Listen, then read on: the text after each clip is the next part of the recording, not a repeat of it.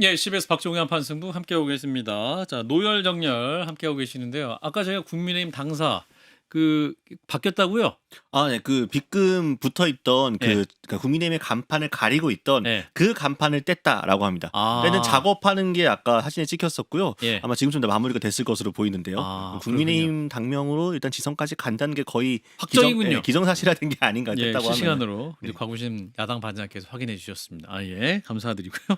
자, 이제 민주당으로 가보겠습니다. 자, 김민석 국무총리 인천 계양구를 방문해갖고 K 국정 설명회를 열었는데 이 자리에 이제 김남준 전 청와대 대변인 벌써 전 대변인이 됐습니다. 이분도 함께했고 송영길 전 민주당 대표는 안 왔군요. 네, 김민석 총리가 인천 계양문화회관에서 12번째 K 국정설명회를 개최했다라고 하는데요. 예. 이날 설명회는 민주당 인천시당 초청으로 마련된 자리였다라고 합니다. 예. 그래서 지역 주민 700여 명을 대상으로 국정 성과, 국정 운영 방향을 설명을 했는데 예. 여기에 인천시장 출마 예상자로 거론되는 박찬대, 김규영 의원을 비롯해서 민주당 주요 인사들이 참석을 했고 계양구 을 보궐선거 출마를 앞두고 출판 기념회를 준비 중인 김남준 전 대변인 그리고 윤대기 변호사도 함께했다라고 합니다. 예. 다만 오늘 만남이 좀 조우가 있지 않을까 싶었던 송영길 전 대표 같은 경우에는 예. 이번에 불참을 했는데요.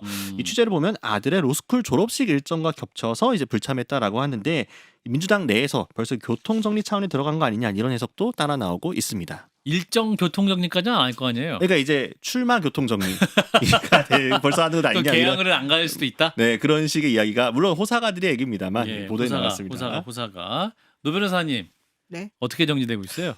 아니 사실은 김남준 전 대변인도 이미 주소를 옮겨놨다는 거예요. 계양을로. 네. 그래서 두 분이 이제 서로 간에 조금 불쾌함. 근데 서로 불쾌해요.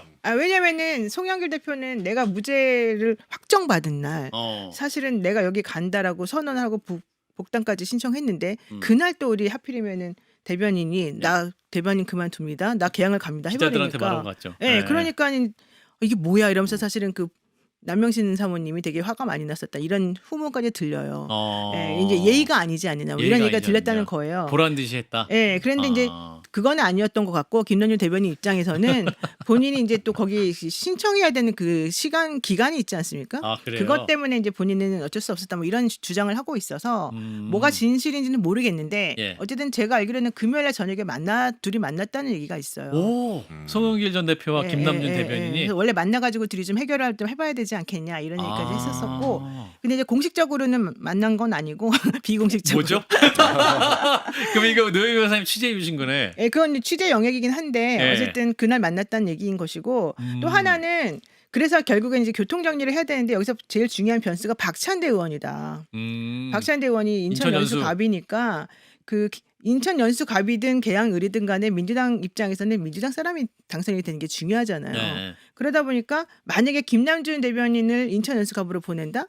그러면은 거기서는 사실 당선되기가 어렵다는 거죠. 아, 그래요? 예, 왜냐면 인천 연수갑이 처음에 20대 때인가 네. 박찬대 의원이 거기 들어갈 때 네. 240표 차이로 아마 이겼을 거예요. 아. 그 다음부터는 조금 많이 괜찮아졌는데 예. 그러다 보니까 김남준 대변인은 사실은 경험이 없잖아요. 정치 예. 경험이. 예. 그리고 그냥 대통령의 입이었다 이런 거 말고는 사실 내세울 게 없는 그런 것으로 보이기도 하고. 근데 예. 송영길 전 대표 같은 경우에는 오히려 그 동네에서 워낙 이제 선수가 높고 인천의 인천 전반적으로. 시장이었고 예. 그러니까 이제 약간 거물급이라고 보는 거면 그럼 둘 중에 누굴 보내는 게 여기서 당선될 가능성이 높냐 이제 이런 걸 따지겠죠. 그런데다가 박지원 의원이 또 네, 박정희도 뭐라고 그랬어요? 굳이 송영길 대표가 안 가야 될 이유가 뭐냐, 또 안 움직여야 될 이유가 뭐냐, 또 이런 얘기까지 했어요. 안 움직이면은 연수구에 안 갈 이유가 뭐냐? 그러니까 아니면? 개항을 해서 머물러 있어야 될 이유가 뭐냐. 아. 네, 그 얘기는 이제 저쪽으로 가라 뭐 이런 뜻 내지는 갈 수도 있지 않겠냐 뭐 이런 얘기를 한 걸로 저는 판단을 해서 예. 내부적으로는 어쨌든 민주당 사람이 당선되는 것을 원칙으로 하니까 그 가능성을 계산해가지고 서로 좀 조율을 하는 것으로 보인다. 개혁신당 입장에서는 이런 움직임이 보기 싫으신가요? 너무 싫죠.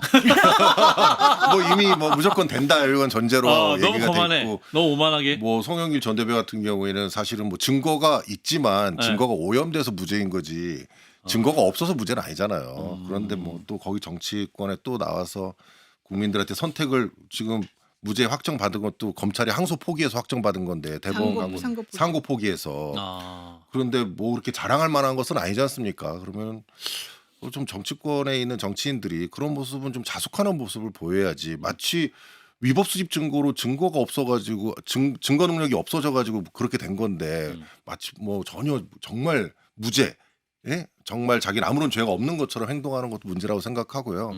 또 하나는 김민석 총리가 지금 열 몇 번째 지금 K 국정 설명회를 전국으로 돌아다니는 전 국무총리가 원래 그렇게 12번째. 그렇게 돌아다니시는 건가요? 그 국정 이런 거 설명회를 하시나요? 아. 그리고 나는 처음 들어봐가지고. 예. 그런데 이것도 또 인천 계양에 가서 하신 거잖아요. 예. 오늘 계양. 인천도 많은데 거기서 인천 계양에 가서 굳이 하신 거는 내가 이재명 대통령의 적통이다 뭐 이런 걸 보이시려고 그러시는 건지 너무 과한 해석이십니다. 그런 거 아닐까요? 아니 왜 그렇게 저는 국정 설명회를 이렇게 제가 그래서 영상을 봤어요. K 국정 설명회 네. 영상을 아까 이렇게 봤더니 네. 거의 뭐 디스 패널도 엄청 크게 해가지고 맞아요, 엄청 맞아요. 멋있게 하시더라고요. 맞아요. 마치 북콘서트 하듯이. 그래서 총리께서 국정을 운영하셔야 되는데 네. 너무 정치를 하시는 게 아니냐. 저는 그게 좀 문제라고 생각합니다. 저는 약간 두 가지만 반박을 하겠습니다. 네. 좀 전에 말씀하신 것처럼 송영길 대표가 그 네. 소위 말하는 한동훈 대표가 말했던 돈봉투 부수락 그 소리는 네. 그 사건은 위법수지 증거를 이유로 해서 무죄가 된 건 맞아요. 그런데 그거는 아시다시피 형식적인 부분하고 실체적인 부분이 문제가 되면 형식적인 거 먼저 판단하기 때문에 그 나머지 것들이 진짜인지 아닌지 판단을 안 했던 것 뿐이고 그렇기 때문에 지금 실체적인 거에 있어서는 뭐 증거가 있다는 듯이 말씀하시면 안 된다고 저 개인적으로 생각하고요. 그다음에 이제 두 번째로 지금 말씀하시고 있는 김민석. 네, 김민석 국정. 총리 관련해 가지고는 사실은 전 총리가 굳이 개항해 가지고 그런 걸 해야 되느냐에 대해서 저도 좀 의문이에요. 이 시점에 좀 뭔가 좀 이렇게 너무 눈에 띈다. 너무 띄죠. 네, 그리고 너무 눈에 띄어요. 게다가 거기를 김남주 대변인은 갔는데 송 대표는 안 갔다. 이제 아들 졸업식을 못 졸업식, 갔다는 로스쿨. 얘기인데 예. 그런 것도 사실은 졸업식이어도 갈 수 있죠. 뭐 졸업식보다는 만약에 더 중요하다 그러면 아들이 더 중요하죠, 그죠? 그런가요?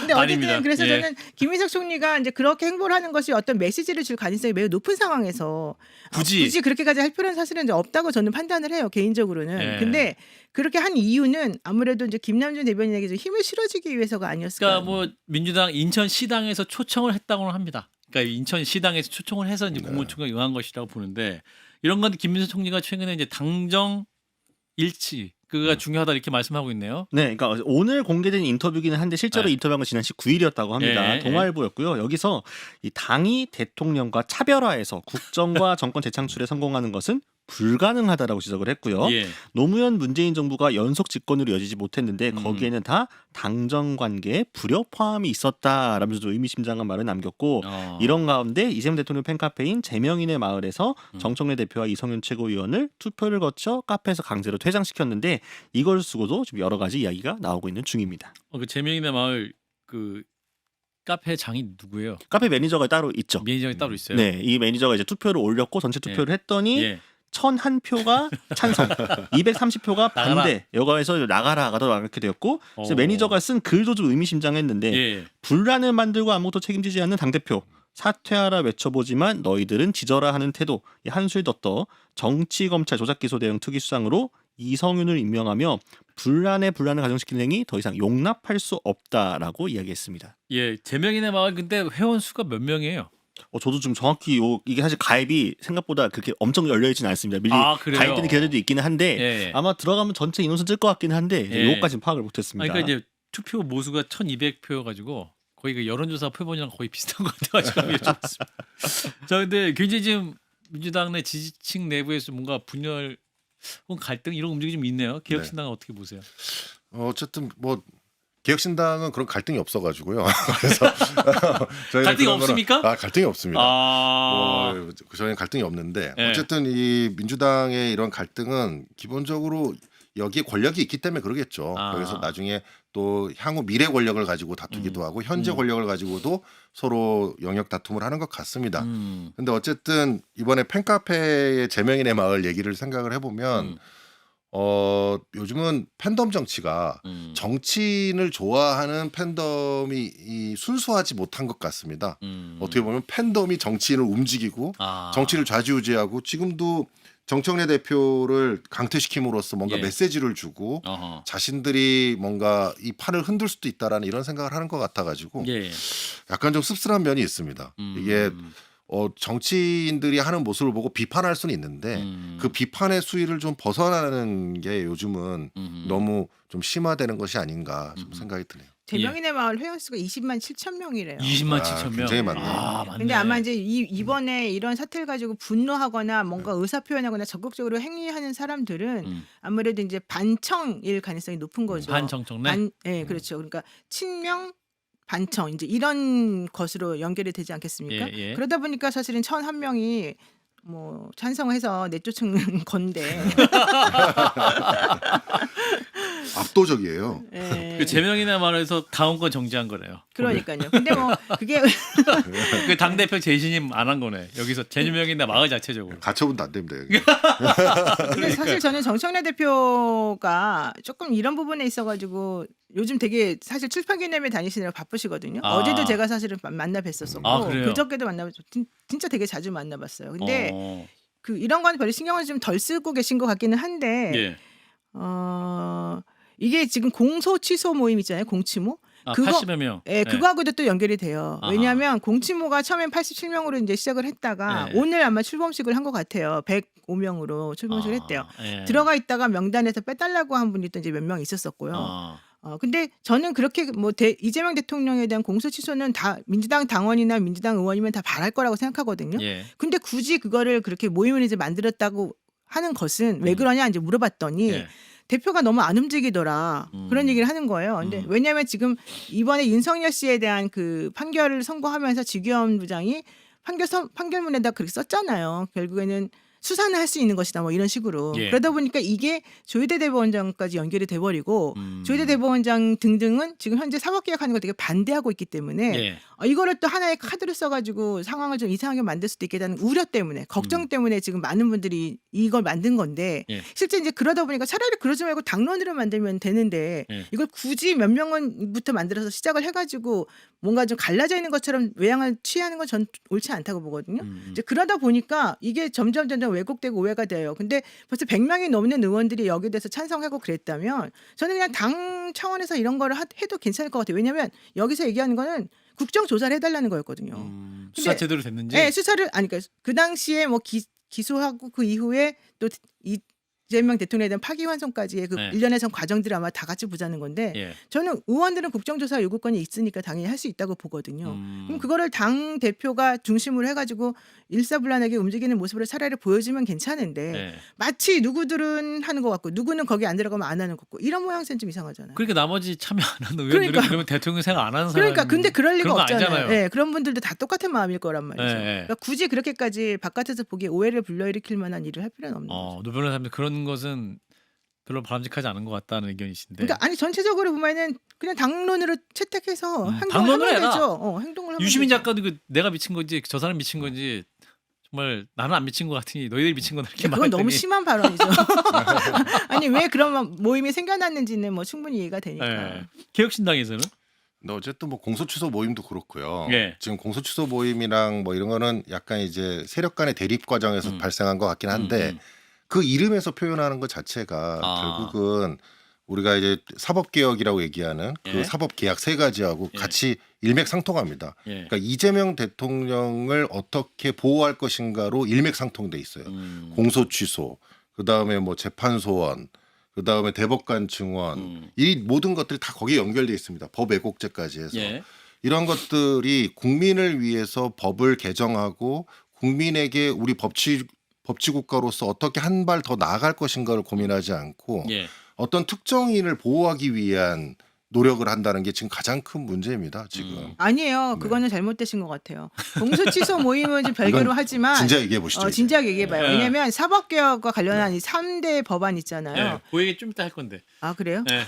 이 부분은 지금 마치 이재명 대통령을 지키기 위해서 만들어진 법이라는 식으로 말씀하시면 안 돼요. 이제 그건 제가 그렇지 이제 않아요. 왜 그런지 말씀드리겠습니다. 예. 그럼 그 자세히. 박효신 기자가 자세하게 네. 한번 사법개혁 네, 한번 3법에 대해서 얘기하시죠. 정리해 아이고 볼까요? 뭐 자세하게 되지 않으면 간단하게. 간단하게. 네, 민주당이 발제해 이제 주세요. 예, 네. 내일부터 국회 본회의를 여는데요. 있는데요. 네. 열 예정입니다. 예. 확정 난이도 행정통합특별법과 사법개혁법안 통과를 예고하고 있는 상황인데요. 예. 일단 충남대전특별법 같은 경우에는 국민의힘 소속 지자체장들이 이제 반대를 하고 있기 때문에 여의치 않을 경우에는 전남, 광주 그리고 대구, 경북만 먼저 처리하겠다 이런 것도 가능성이 열려 있는 상황이고요.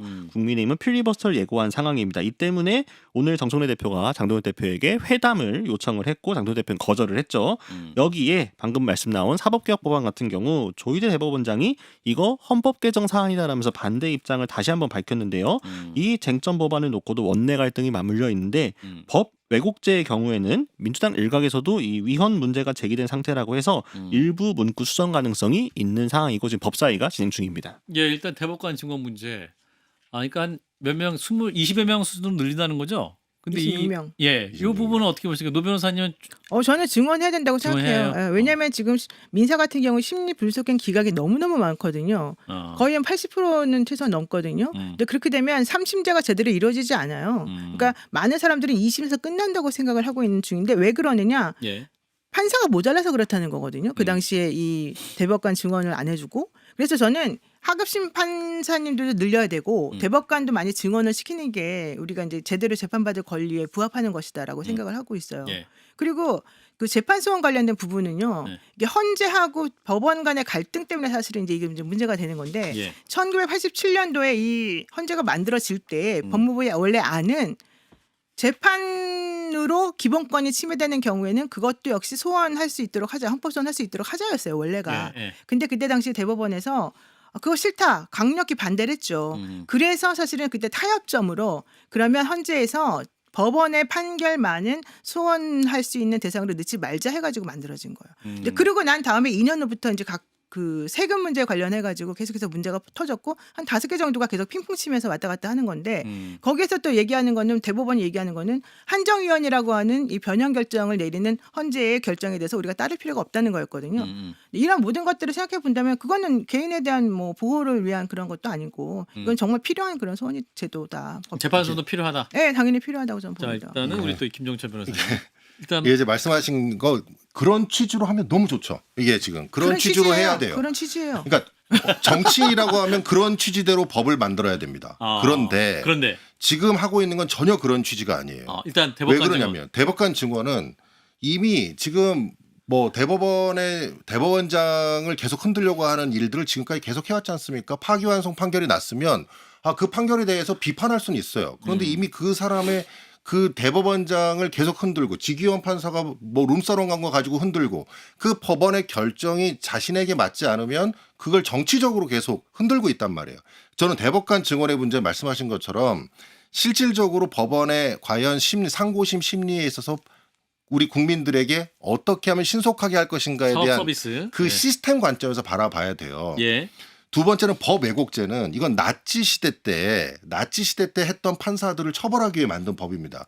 법 왜곡죄는 독일밖에 없어요. 그런데 그 독일에 있는 법 왜곡죄를 우리에 받는 것은 이미 시대에 한참 뒤처진 겁니다. 그리고 이 법 왜곡죄는 독일에서는요. 이게 렉스 보이궁이라 그래가지고요. 법을 휘는 겁니다. 그래서 헌법 법 질서를 통째로 파괴하는 정도에 이를 때 처벌하는 규정을 만들어 놓은 겁니다. 그런데 지금 민주당에서 만드는 법 왜곡죄는 뭐냐면요. 그 안에 사실을 오인하는 경우에도 처벌하겠다고 돼 있어요.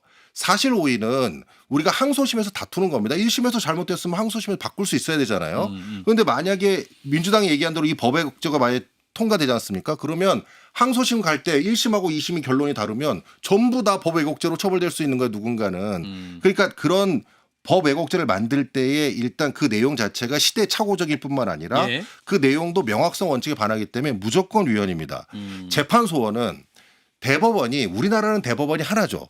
독일은 대법원이 5개입니다. 일반 형사사건 하는 경우, 조세하는 경우, 그다음에 노동하는 경우 이렇게 5개로 나뉘어져서 지역도 다 달라요. 그렇기 때문에 그 대법원 5개의 서로 어긋나는 부분을 조율할 헌법재판소에서 재판소원을 합니다. 그런데 그 재판소원도 독일 헌법 조문에 명확히 들어가 있어요. 명확히 재판소원할 수 있다. 즉 법원의 판결이 기본권을 침해할 때 헌법소원할 수 있다는 내용이 헌법에 써 있습니다. 그러나 우리는 헌법에 그 내용이 없어요. 그래서 아까 말씀하신 것처럼 처음에 그 입법을 할 때에 우리는 사법부의 그 가장 최상위는 대법원에 있다라고 하는 것이 헌법에 규정이 돼 있었기 때문에 재판 소원을 받아들이지 않은 거예요. 그리고 우리는 지금 대법원과 관련돼서는 1심, 2심, 3심 그다음에 헌법재판소에 아예 규정 체계가 다릅니다. 대법원은 사법심사를 하고 법률적 판단을 하고 헌법재판소는 헌법질서와 기본권 침해를 다루고 있는 거예요. 기본적으로 다른 것을 대법원에서 끝나고 나서 다시 또 헌법재판하게 되면 국민들은 또 헌법재판소에 가서 또 변호사비 들어야 되고 이번에 헌법재판관 정관 써야 돼요. 그러니까 이런 문제들을 생각했을 때 이게 국민을 위한 것이냐 생각을 해보면 그게 이재명 대통령의 이 형사사건 이 사건에 대해서 재판소원에 가서 풀어보겠다라고 하는 그 의도가 들어있다는 거예요. 아이고 진짜 일차원적이다. 전혀 그렇지 않아요. 일단 해외 입법에는요 독일만 있는 게 아니고 스페인도 있습니다. 독일과 스페인이 있고요. 네. 또 실제 이와 같이 법 왜곡죄라는 이름을 적지는 않았지만 법 왜곡죄와 같은 취지의 장치들을 만들어 놓은 해외 사례는 많이 있어요. 근데 이제 그보다 더 중요한 거는 현실적으로 말씀을 드렸을 때 지금 말씀하시는 것처럼 사실 대법관 증언하고 전 1심, 2심, 3심 판사들 다 늘려야 된다고 저는 생각해요. 그 부분은 우리는 일치하지 않나요? 그럼 맞아요. 그게 뭐가 틀려요 지금. 그리고 좀 전에 말한 것들 중에서 예, 지금 법외국제. 예, 법 왜곡죄 같은 경우는 되게 기준이 높아요. 실질적으로 그 애매한 건 분명히 있어요. 이 사람이 진짜 자의적으로 했냐 고의가 아니냐 그러니까 이거 그거. 따지기가 어려워가지고 근데 우리가 모든 법을 그러면 고의나 이런 걸 따져야 될 때 그럼 법을 안 만드냐? 그렇지 않아요. 법을 만들 때 이게 법이 조금 애매한 부분에 있어서는 판례가 축적이 되면서 해결을 한다고요. 근데 일단 그 법이 존재하는 것만으로도 사실은 함부로 하지 못하게 하는 그런 효과가 있기 때문에 일단 그 부분에 있어서는 저는 문구 수정 이런 것들을 통해 가지고 위헌적인 소지를 제거하면서 하는 건 필요하다라고 지금 생각을 하고 있는 것이고요. 예. 그다음에 이제 지금 마지막으로 우리가 얘기해야 될 게 잠깐만요. 그러면 제가 좀 예, 먼저 저, 할게요. 저, 예. 그 대법원에 지금 판사를 증언하는 부분은 이미 우리가 거기 하면 그 재판관들이 있습니다. 재판연구원. 연구 재판관들이 굉장히 많이 있어요. 예. 그분들이 거의 100명이 넘게 있습니다.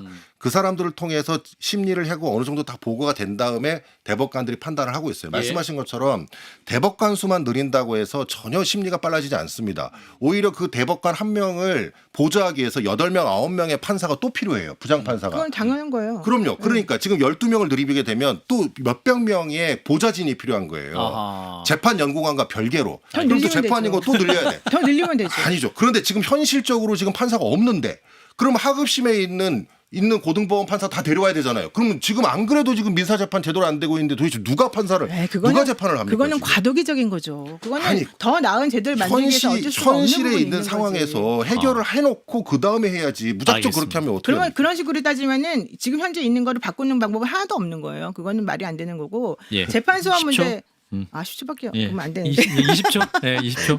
네, 재판소원 같은 경우에도 기본권을 굳이 하자는 게 결국에는 헌재 취지라면 대법원이나 법원이나 이런 사람들 때문에 기본권이 망가지게 되면 그것도 당연히 구제해 줘야죠. 왜 그 안에 포섭이 안 됩니까? 그러니까 구제해 주는 건 좋은데 아. 거기에 지금 법 마무리? 왜곡죄의 예. 내용 자체가 굉장히 누구나 걸리면 걸게 돼 있습니다. 어떤 야, 판사든지 아니야. 걸면 걸게 돼 있어요. 그 내용이 그런 부분에서 알겠습니다. 문제가 있습니다. 자, 또 다음 주에 또 필리버스터 있으니까요. 많이 할 수 있을 것 같아요. 자, 세 분 감사합니다. 네, 고맙습니다. 감사합니다.